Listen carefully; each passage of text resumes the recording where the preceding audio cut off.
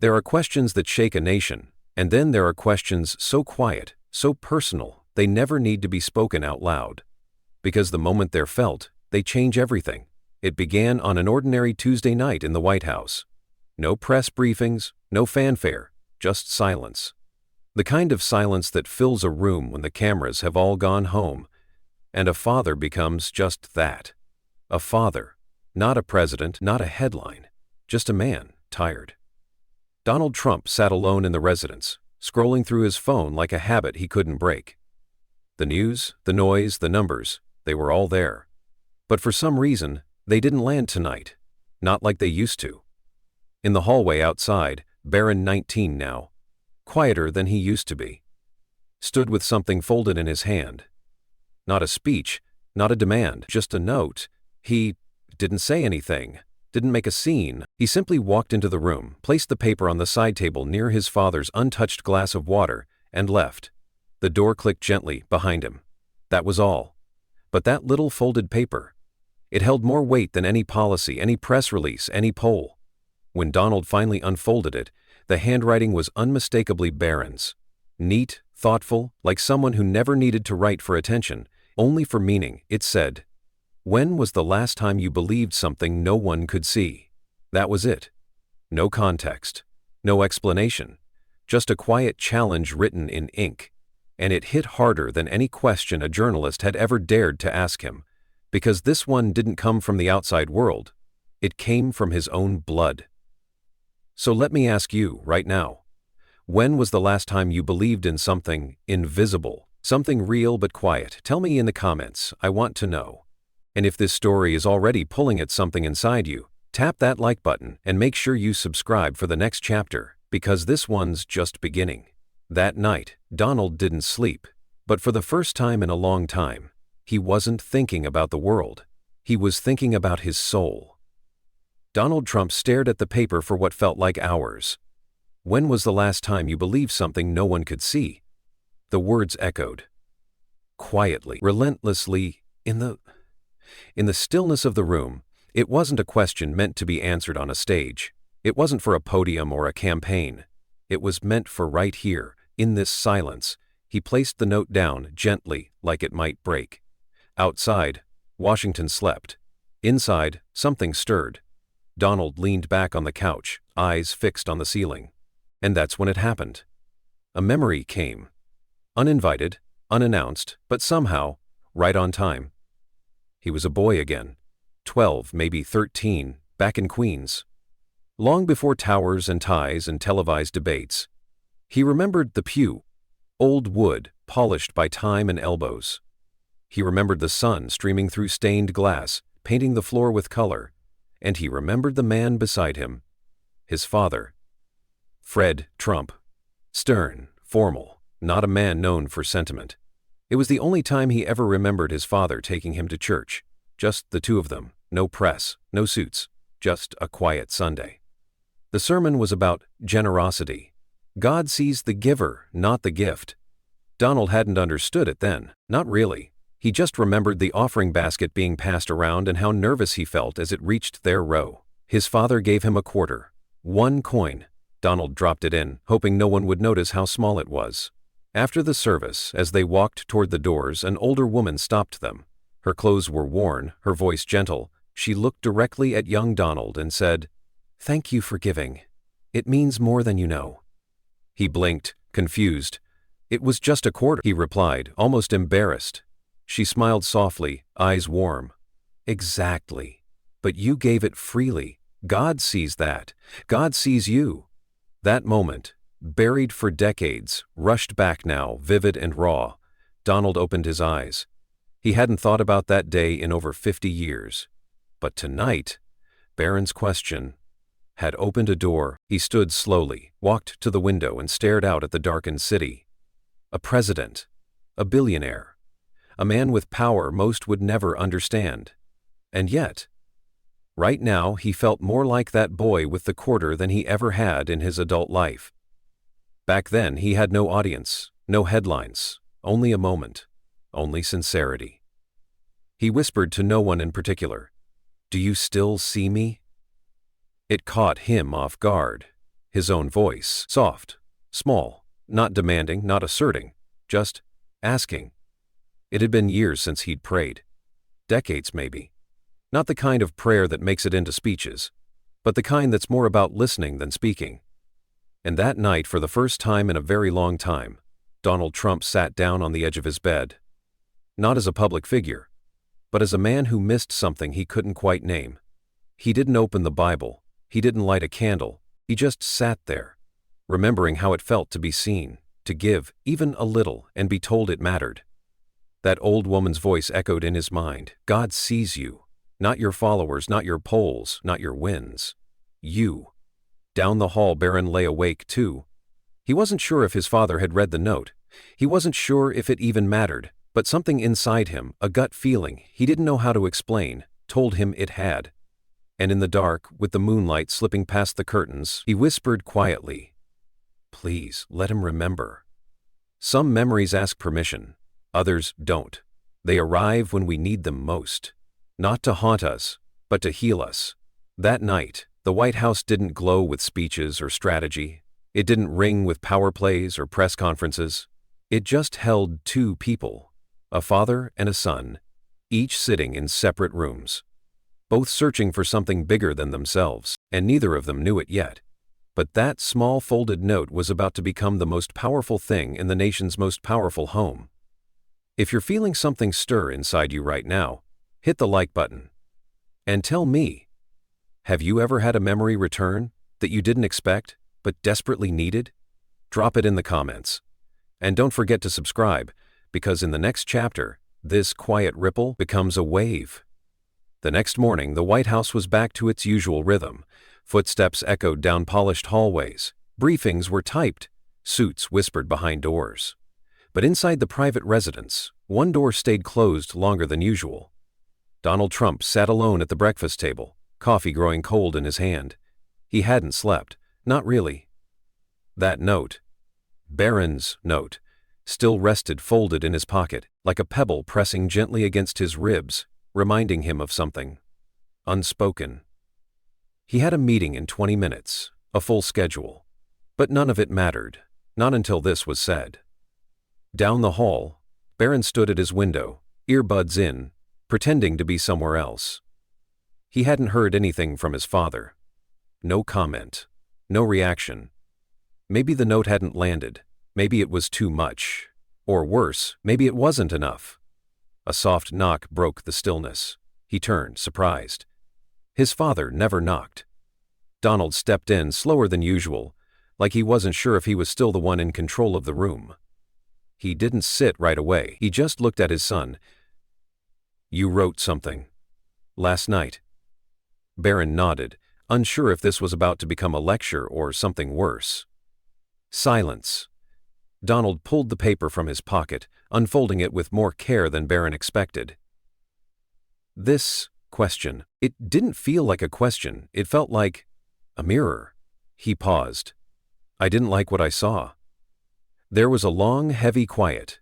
Not awkward, not yet, just the kind that happens when two people are circling the edge of something vulnerable. Donald finally sat, his hands resting flat on his knees like a man holding himself steady. "I thought I had to believe in success, in power, in forward motion. And I still do in some ways." He looked down. "But your question, it pulled me back to something I'd forgotten, maybe on purpose." Barron swallowed. "I wasn't trying to attack you, Dad." I know, the way Donald said it, softly, without defense, caught Barron off guard. This wasn't the version of his father he was used to. "Then why did you stop?" Barron asked gently. "Stop believing in things you couldn't prove." Donald's eyes didn't move, because proving things made me feel safe, controlled. You don't get judged for winning. You get judged for hoping and being wrong. The truth slipped out so naturally, it surprised even him. He shook his head slowly, voice quieter now. "There was a time I believed life had room for mystery, that something bigger might be out there. And then, headlines happened. Cameras, deals, enemies. I didn't lose faith, I traded it, for armor." Barron stared, unsure what to say. But something in him, something brave, leaned forward. "Do you want it back?" Donald looked up. His eyes, for once, weren't guarded. I don't know how to get it back. I don't even know where to start. Barron's voice softened. You just did. The next few minutes were quiet, father and son sitting in the same room, but for once not across from each other. Beside each other, Donald ran a hand across his face. I've stood on stages in front of millions. I've answered every kind of question you can imagine. But yours? He looked at Barron with something like awe. Yours was the first. I didn't know how to spin. And that right there was the moment it shifted. Because vulnerability isn't loud, it's not posted, it's not press released. It's awkward, it's slow, it's unsure, but it's also honest. I've felt it too, Barron said quietly, this ache for something that's not political or powerful, just personal. Donald tilted his head. And how do you deal with it? I ask better questions, Barron replied. Even if they're uncomfortable, the two of them shared a half smile. Father and son. Power and presence. Still so different and yet, for the first time in years, somewhere aligned. And here's the thing, if you've made it this far in the story, real conversations don't start perfectly. They start awkward, shaky, half-formed. But that's when you know they're real. So, if something in this moment resonated with you, if you've ever wanted to ask someone you love something deeper, but didn't know how, drop a comment below and tell me what your version of Barron's question would be. Hit that like button if you believe quiet honesty can still change things, and don't forget to subscribe. Because next time, we see what happens when that quiet moment leaves the room and enters the world. The East Room was already full, rows of seats lined with reporters, lights adjusted, teleprompters ready. It was supposed to be a routine appearance, something about economic stability, international policy, and looking forward. Standard stuff. But something wasn't standard tonight. Not with him. Donald Trump stood backstage, holding a set of prepared remarks in one hand and something else in the other. Barron's note, hold, faintly creased, still in his pocket, still pressing against his chest like a silent metronome. His aides buzzed around him. Last-minute numbers, phrasing tweaks, camera angles. But his mind was elsewhere. Still in that quiet room with his son. Still in the question, when was the last time you believed something no one could see? He looked at the speech in his hand. It was polished, safe, proved by every advisor in the room. He folded it, put it away. I'm going off script, he said softly. One aide froze. Another blinked. Sir, are you sure? You know the optics. I'm sure, he replied, but not like a commander, like a man who had decided to stop pretending. He stepped into the light. The camera lights were unforgiving, bright, clinical, searching. The crowd hushed. Donald walked to the podium slowly, calmly. There was something different in his face tonight. Not rehearsed, not armored, raw. I had a speech prepared, he began, eyes scanning the room. It was fine. It said all the right things. A quiet ripple moved through the crowd. But last night my son left me a note. No explanation, just a question. He paused, voice low, measured. It asked me, when was the last time you believed something no one could see? And suddenly, no one moved. No camera clicked. No aide whispered. Only stillness. I haven't stopped thinking about it since, he continued, voice softening, because I realized I couldn't remember. He looked up, this time not to perform, but to connect. I've believed in winning, in deals, in action, but believing in something invisible, something you can't prove, can't market, can't defend? He shook his head gently. Somewhere along the line, I traded that for certainty, for control. The room was silent.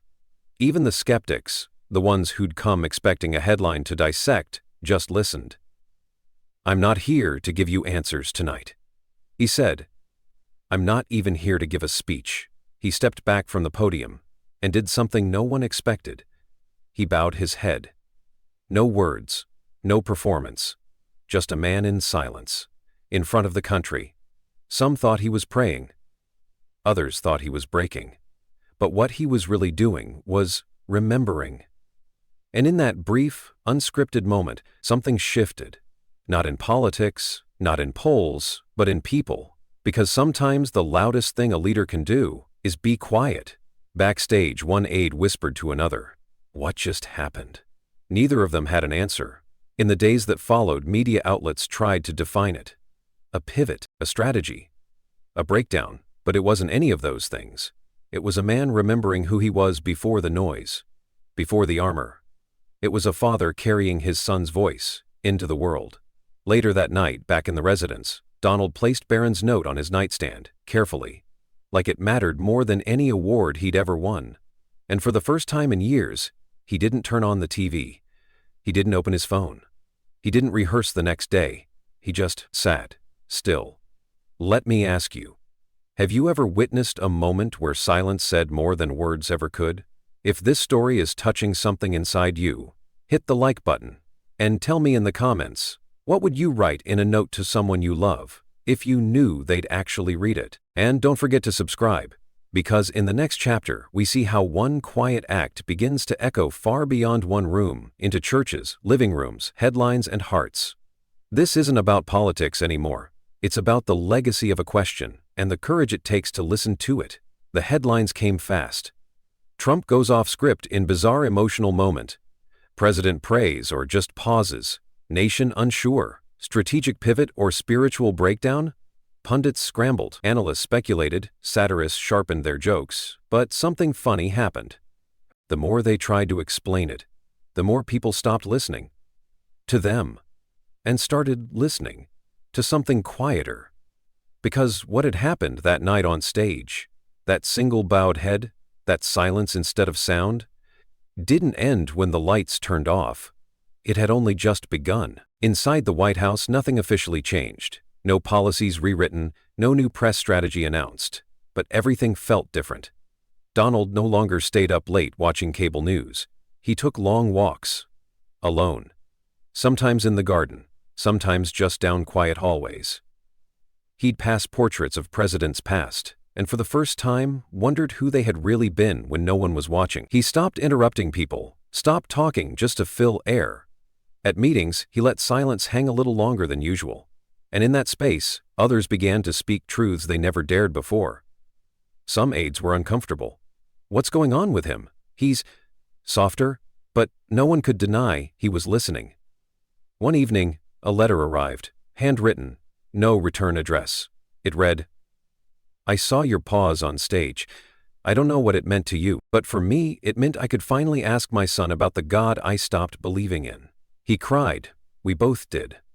Thank you. Donald held the letter in both hands for a long time, not like a politician holding a statement, but like a man holding proof that stillness had power. A few days later, he visited a church, not for press, not for photo ops, just to sit, in the back row. No announcement, no applause. He didn't stand, didn't sing, just listened. To the creak of pews, the shuffle of feet, the sound of a small voice reading scripture without polish but with belief. Barron noticed, too.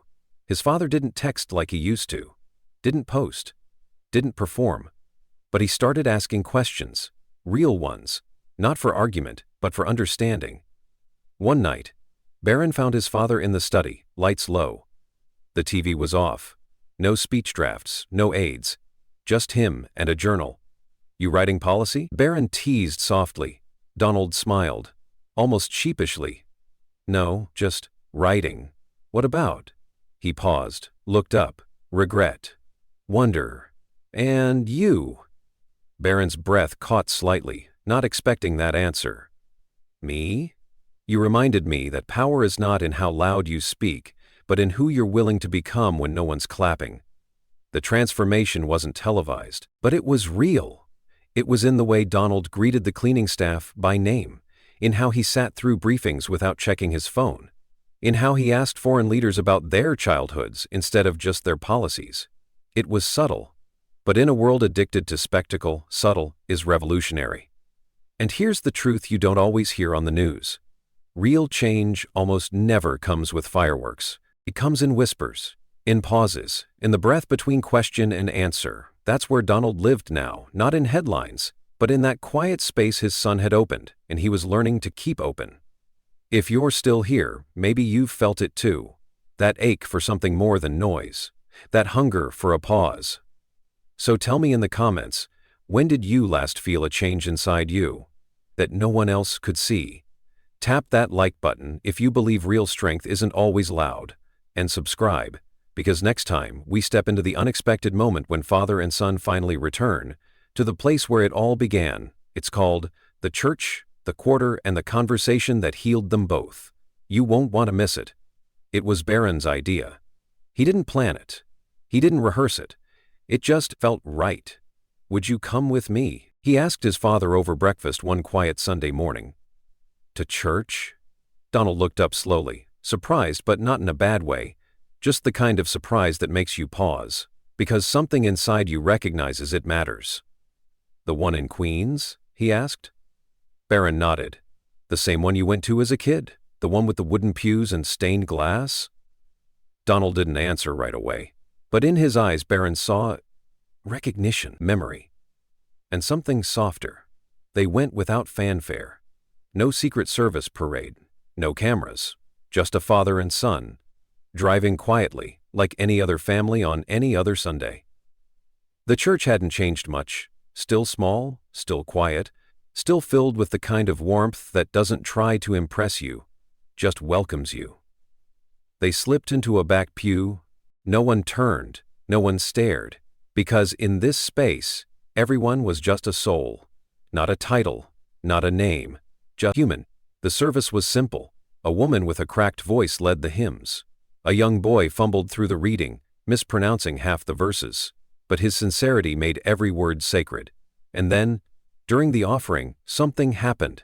The usher approached with the old wooden basket, and without thinking, without ceremony, Donald reached into his pocket. He pulled out a single quarter, the same kind he had dropped into this basket decades ago. And as the basket passed, he placed the coin in, not out of nostalgia, not for symbolism, but because this time he finally understood. Barron watched, not with admiration, but with something deeper, respect. After the service, they didn't rush out. They lingered by the door, just standing. An elderly woman approached them, her eyes kind, her hands trembling slightly. "You're Mr. Trump, aren't you?" she asked gently. Donald nodded, not sure what to expect. "I thought it was you. I remember when you came here as a boy, with your father. You gave a quarter that day." He blinked. She smiled warmly. "It wasn't the coin I remembered. It was how you looked afterward, like someone had seen you." Donald's throat tightened. "Thank you," he whispered. She looked between father and son. "It's good to be seen, isn't it?" Back in the car, the ride home was quiet, but not heavy, peaceful. About halfway back to the city, Barron finally spoke. "You didn't have to go." Donald turned his head, curious. "What do you mean?" "I mean, you didn't have to prove anything. I already knew." Donald looked out the window, the trees passing in a blur of green and sun. "I didn't go for you," he said softly. "I went because I needed to." Barron smiled, just slightly, and in that silence between them, there was understanding. And more than that, there was pride. Unspoken, unnecessary to name, because when a son sees his father become more than what the world says he is, when he watches him change not for votes but for truth, he doesn't have to say, "I'm proud of you." The father already knows. That evening, Barron placed something on his father's desk.